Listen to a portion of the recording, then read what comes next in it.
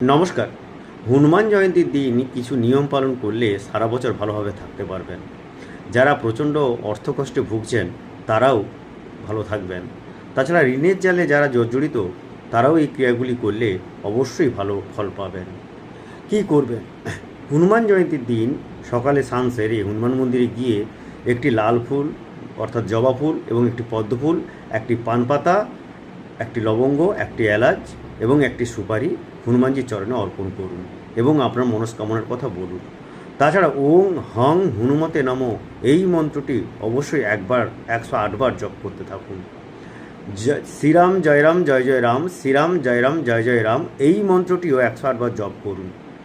আর এই ক্রিয়াটি করুন, দেখবেন আপনারা সারা বছর ভালোভাবে থাকতে পারবেন, ঋণের জাল থেকে বাঁচবেন এবং অর্থনৈতিক উন্নতি হবে, পারিবারিক সমস্যা মিটবে এবং সমস্ত বাধা থেকে আপনারা মুক্তি পাবেন এই ক্রিয়াটি করলে।